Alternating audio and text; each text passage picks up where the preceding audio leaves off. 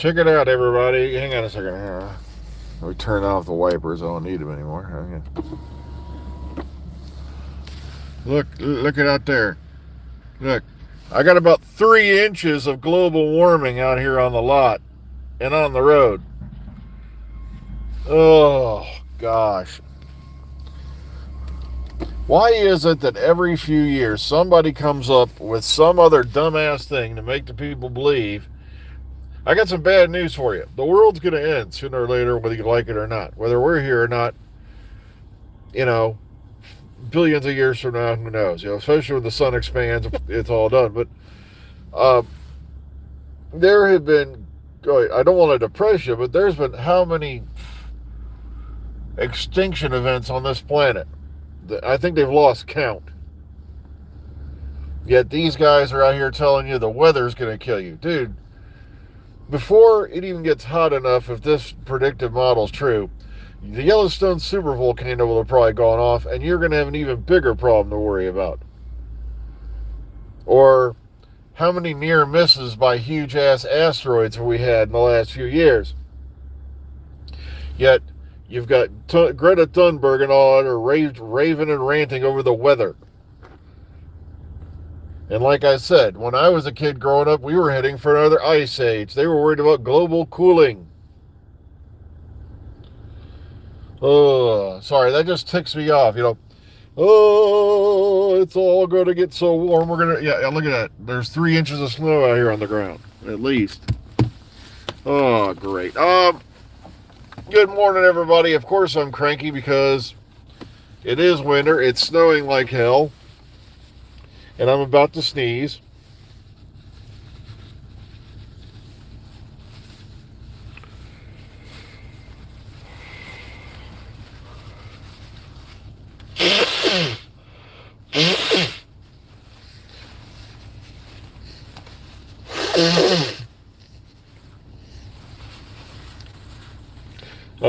Sorry about that. I know. For the first time in I can count on one hand how many times I've actually engaged the four-wheel drive on the Jeep, and I did this morning. There was a time when I tested it out. There was another time when I decided, I wanted to see what driving with it on would be like, so I kicked that on. Actually, I think that was it. I think this was the third time ever I've used the four-wheel drive.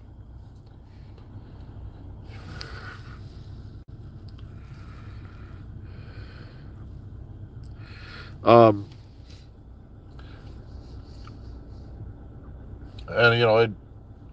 once again, it held up rather well. But like I said, nothing is foolproof. You still got to be careful. I don't think I broke 35 all the way here.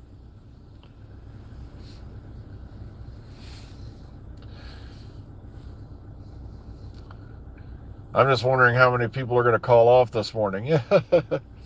And of course, the schools are still running, which is weird because out here, hell, if you have fog conditions, too bad they cancel school out here. Great. Now my nose is going to act up. I've been sitting here for a few minutes. Yeah.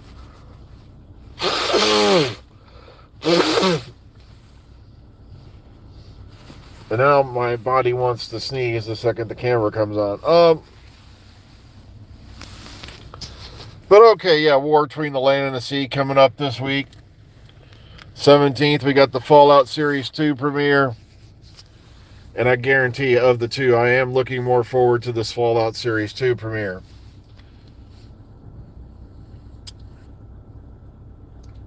Like I said, I'm not expecting a whole lot for War Between the Land and the Sea. I'm really not.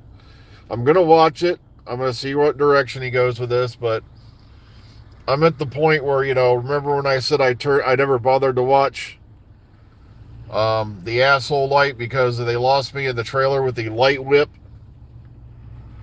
I passed Light Whip a long time ago, especially after Homo Aqua. Homo Aqua. Sounds like the name of a gay bottled water. Are you feeling a little frisky tonight? Want a little rainbow in your spirit?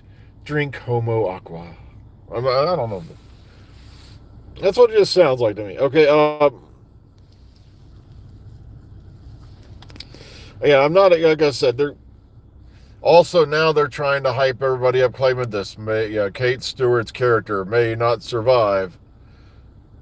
And of course, RTD with his classic, you have to watch it all the way to the end. And like, why? So you can disappoint the living shit out of me like you did the last 2 seasons?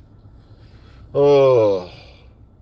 I really hate, dumping on the show. But like I said, the last 2 series finales, I went back and I rewatched the one and I'm like, how the hell did I rate this? Why did I rate this so high? It must have been because, I was a bit ecstatic. Sutek was back, and also the fella did the original voice was back as Sutek. And then I would like, and then it finally clicked on me. The little blonde hair, blue eyed girl hooked up the collar so they could take Sutek for walkies. And that's when it really snapped. The god of death. They hooked up god of death for walkies. And the god of death just sat there and let this happen. Oh.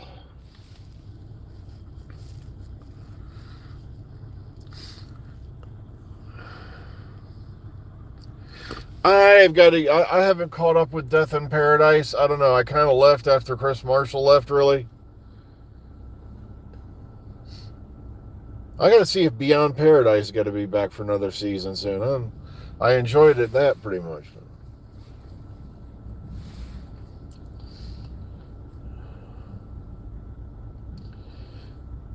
Well, I'm glad to hear Pearl Mackey's going to be in that. Like I said, she's been doing a lot of stage work and stuff like that. That's mainly her big passion.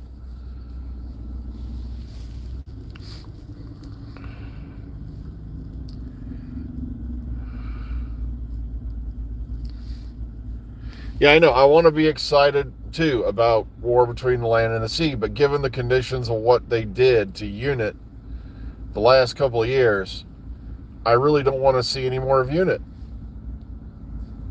They've turned UNIT into a even bigger joke than it ever was.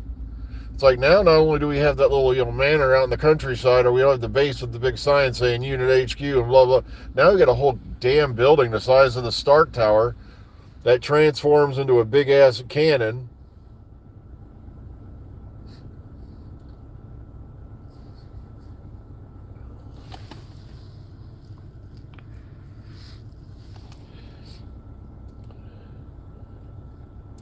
I know, it's like, trust me, yeah, they're making me miss the good old days when the Brigadier was in charge. Yeah.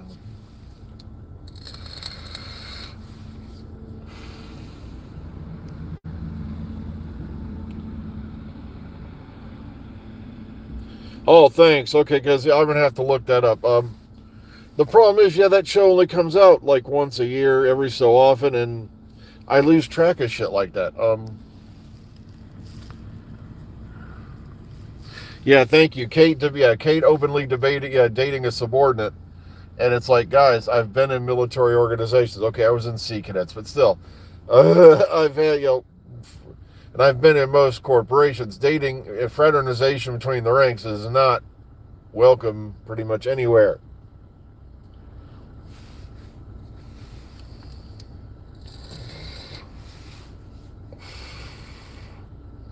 Also, are we ever going to find out about Kate's daughters that she talked about a long time ago we never saw?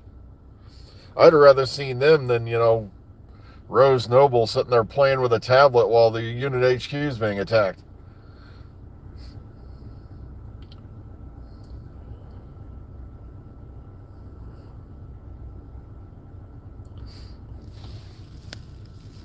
Alrighty, what we got going on here?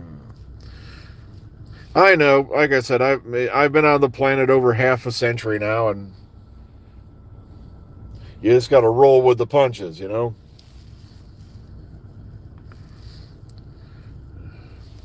like I said, there were a few good stories in the last 2 years, but like I said, I was really, knocked over by the well. I was shocked it came off so good.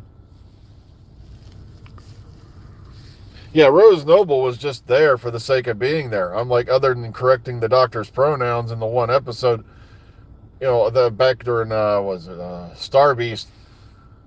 What did that character do? Pretty much nothing.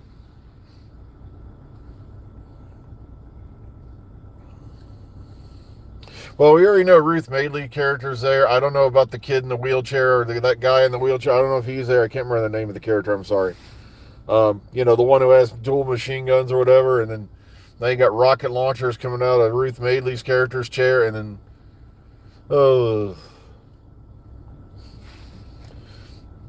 I'm halfway expecting, Kate during this next invasion to pull out a proton cannon out of her ass. I'm like, is this? Oh man.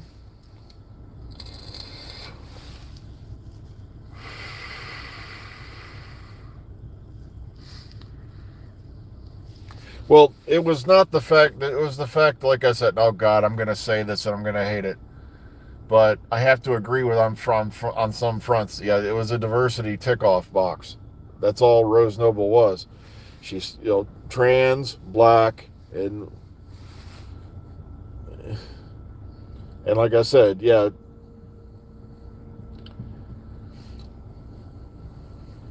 Well, I'll be going soon here in a minute, but take care. We'll catch you tomorrow, Mark. Yeah, I got to go stumble into this mess. Yeah, the snow plows are running, thank goodness, but there's a few streets here where, I was glad I had the four-wheel drive on.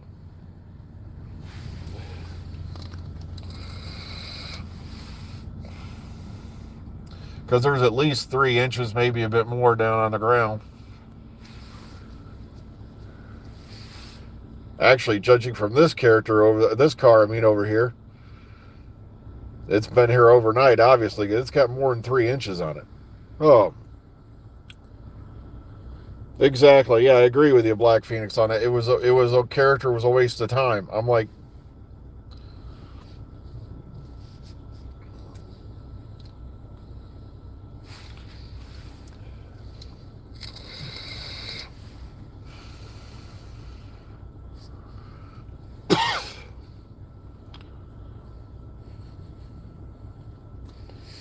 well, they had a snow plow and it was being followed by a salt truck as I was leaving home, Lady G. Yeah, so they are doubling down. Yeah, there was a snow plow, and not even about 500 feet behind it was a salt truck.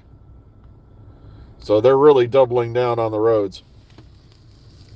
Yeah, well, the Susan thing with Poppy, yeah, that shit right there. I want to know what bong RTD was hitting. Because people were throwing a fit about stuff Chibnall did, and Chibnall did just about everything right. The Daleks were scary again. The Sontarans were soldiers again. The Cybermen were actually threatening again. Yet, he's such a bad showrunner. That poor guy was doomed from the second he said he was going to have a female doctor. It was that simple.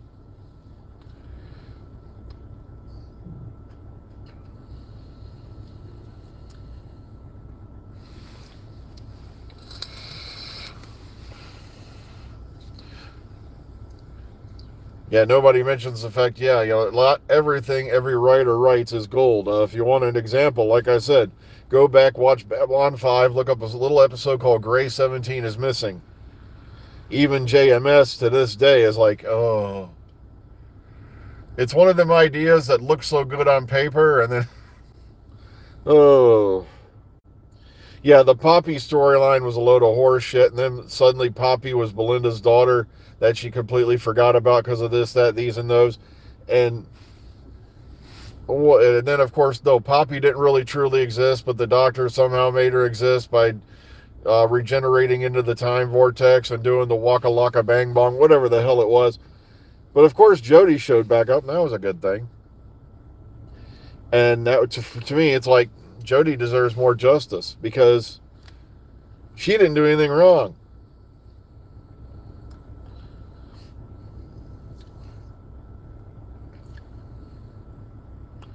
Same thing with Shooty. Shooty was doing a job. Yeah, it looked like Eccleston had a good time at Chicago TARDIS from what I've seen in the photos, by the way. He did a picture with Katie Manning, and then I think it's up on their Instagram. It was just adorable. Well, it's that time again, folks, and I got to get running in. So, because I got to slowly stumble my way through the Arctic reaches. No, well, it's not that bad, but still. So take it easy, everybody. Take care. Be careful if you're out there driving in the snow this morning. Be kind, be calm, be safe.